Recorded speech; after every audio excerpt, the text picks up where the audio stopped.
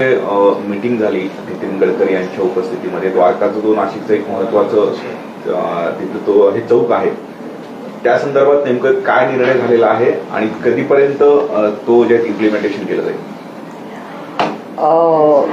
कालच्या त्या बैठकीच्यासाठी नाही, परंतु मी माझ्या मतदारसंघातल्या प्रश्नांसाठी मी त्या ठिकाणी गेलेली होते आणि गेली 8-10 वर्ष मी त्या उड्डाणपुलाच्या विषयांमध्ये आपण बघत असाल की मागे मी गडकरींची 8 वर्षांपूर्वी भेट घेतली होती आणि त्याच्यानंतर गडकरी साहेबांनी जवळपास 11 कामं जी आहेत त्याच्यामध्ये मंजूर केली आणि त्याच्यामुळे उड्डाणपुलावरती असलेला एंट्री एक्झिट वाढवण्याला कन्नमवार पूल जो आहे हा 2 वे करण्यात आला.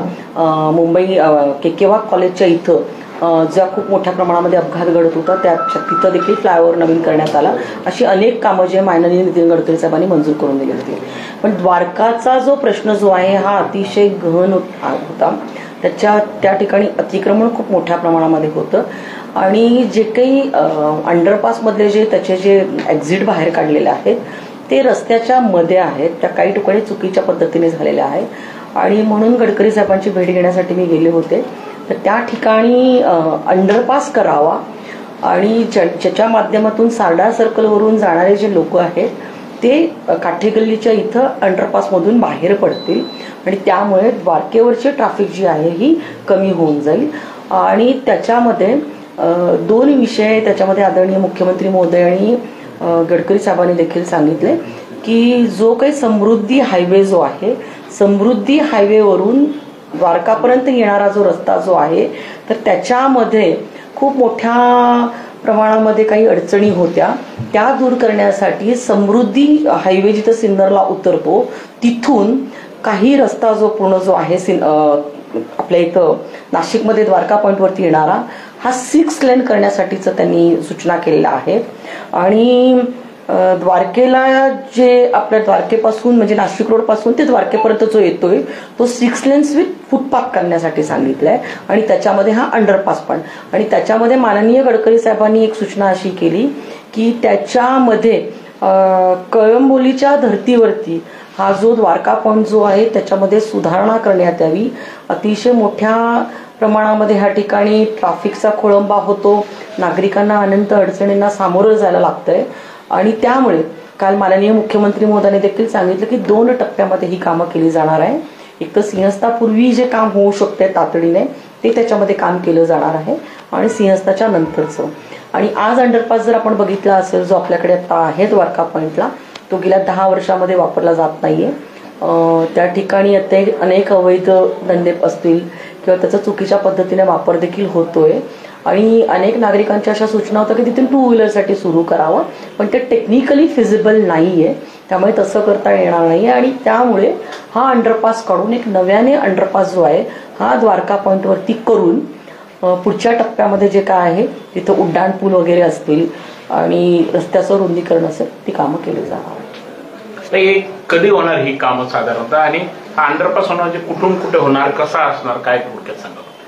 आता त्याच्यावरती गडकरी साहेबांनी आता हा रस्ता जो होता आधी नॅशनल हायवेकडे होता, पण तो त्यांनी आता MSIDC कडे दिलेला आहे आणि माननीय MSIDCचे जे दीक्षित साहेब आहेत त्यांच्याकडे MDंना त्यांनी ह्याचं सर्वेक्षण करून लवकरात लवकर 1-2 महिन्यामध्ये त्याचा DPR तयार करून त्यांना अहवाल जो आहे तो सादर करण्यासाठी सांगितलेला आहे. कुंभमेळ्याच्या आधी होणार की निश्चित स्वरूपामध्ये त्याच्यातली काही कामं जी आहेत ती कुंभमेळ्याच्या आधी होणार आहे.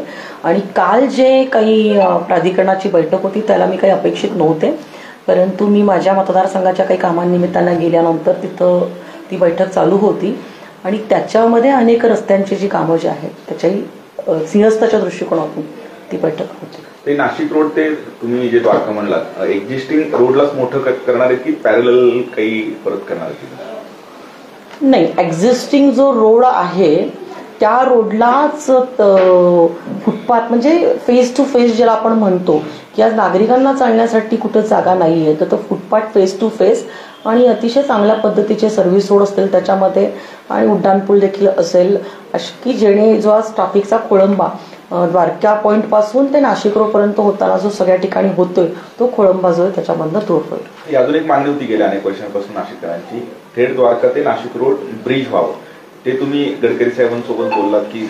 होय, त्या विषयासाठीच मी गडकरी साहेबांकडे द्वारका आणि तो पुलासाठी गेलेले होते त्यामुळे आता गडकरी साहेबांनी त्याच्यासाठी सूचना अधिकाऱ्यांना MSIDCला दिलेल्या आहेत आणि त्याच्यामध्ये म्हणजे जशा पद्धतीची गरज असेल ट्रॅफिकचं सर्वेक्षण करून मग तो उड्डाण पूल असेल, त्याच्यामध्ये सर्व्हिस रोड असतील, भुयारी मार्ग असतील, ह्या सगळ्याच गोष्टी ज्या आहेत त्याच्यामध्ये केल्या जाणार आहेत. त्याचा DPR जे आहे पुढच्या 2-3 महिन्यामध्ये तयार करून त्याची कामं जी आहेत त्याला टेंडर प्रक्रिया असेल, वर्कआउट असेल, हे लवकरात लवकर या 2-3 महिन्यामध्ये करून ती कामं केली जाणार आहे. फक्त माननीय मुख्यमंत्री महोदय आणि गडकरी साहेबांनी एवढ्या सूचना त्याच्यामध्ये दिल्या ह्या द्वारका पॉईंट टू नाशिक रोडच्या विषयामध्ये, कारण सगळीच ट्रॅफिक ह्या ठिकाणून जाणार असल्या कारणाने जी कामं आता तातडीने ह्या 2 वर्षामध्ये पूर्ण होऊ शकतात ती तातडीने हाती घ्यायला सांगितलेले. बाकीची कामं जी आहेत, बाकीचं काम जे आहे ते आता मंजूर करून घ्यायचं आणि मग त्यानंतर त्याला सुरुवात करायची सिंहस्थानंतर. Okay thank you. थँक्यू.